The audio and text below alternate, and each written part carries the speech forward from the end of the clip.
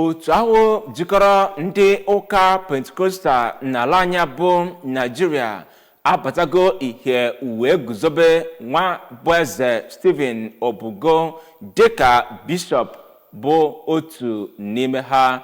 Ya bụ oke mmemme iguzobe ya bụ bishọp ọhụrụ bụ nke achịkọbara na ama ezumezu nke ụlọ akwụkwọ Abo Primary School dị na Mmiata Anam n'okpuru ọchịchị obodo Anambra West, nke onye nọ n'isi ya bụ Bishop Amos Obiora nke Life of Faith Gospel Assembly Coordinator Nwolisa kọchapụrụ gị akụkọ a.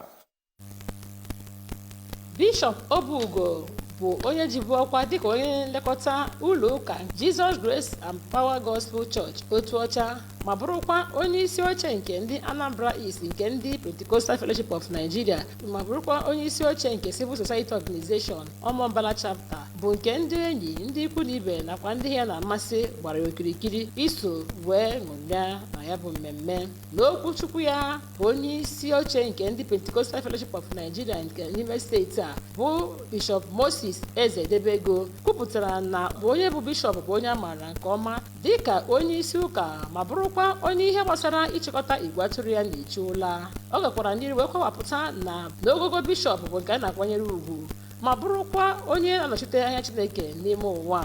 Mgbe ọ na-ekwupụta ezie na ya bụ mbilite ọhụrụ bụ nke ga-eweta ngọzi na ya bụ obodo, ọ yọrọ ndị mmadụ ma kpọọ oku ka ha gaa n'iru wee nye ya nkwado ime ka ya bụ ministri gaa dịka esi wee tụọ anya ya. Ife nwa na-ekwu bụ na mmadụ na okwu a na-akpọ bishọp ihe ọ pụtara bụ onye isi ọchịchị nke ife mmụọ. N'okwu nke ya na ya bụ mmemme ka Bishop Amos Obiora gụpụtara ọrụ na ekike dịrị bishọp a dịka ịdị na-alụ ọrụ n'usoro Chineke ji wee kwuo, ma kwupụtakwa mkpa ọ dị ịdị na-esonyere ndị eze ọdịnala ịhụ na ihe niile na-aga n'anya ya dịka esi wee tụọ anya. Ọ gara n'iru wee kwupụta na ya bụ mbulite ebulitere bishọp a ga-enye aka tụte ndụ nke ime mmụọ ndị n'ebe ahụ. N'okwu nke ya ka Bishop Nwodika kwupụtara n'ezie na ya bụ ọnọdụ ọhụrụ bụ ọnọdụ nke egosi ikikere, bụkwa ọnọdụ ikpo oku maka ọlụ. N'okwu ọ gwara ABS, ya bụ Bishop Obugo gara n'iru wee kelee Chineke maka ibulite ya n'ọkwa dị otu a. Ọ kwupụtarakwa na ya bụ ọnọdụ abụghị site n'ikikere ya, kama na ọ bụ site na amara Chineke, ebe oriakụ ya bụ oriakụ Antonia Obugo gara n'iru wee kelee Chineke maka ịkwanyere ha ugwu dị otu a. So na ekpere ndị Baịbụl na onye mere mma na Chukwu ya eme mma, onye mere nzukọ Kraịst mma Chukwu ya eme mma, bido na ndị igwe na ndị bishọps ndị abịalịbe eme m bishọp. Ọ bụ na be na-emere ọbụma wee mere m bishọp.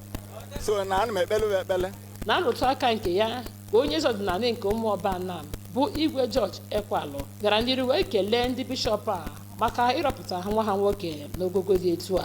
Ọtụtụ ndị mmadụ bụ ndị gwara ABS okwu gara n'iru wee kọọ akụkọ ọgbụgba ama ya bụ nwa amadi, ma sijikwa ohere ahụ wee yọọ Chineke ka o were ya kwara ngwa ọlụ maka ịkụtara ya mmadụ.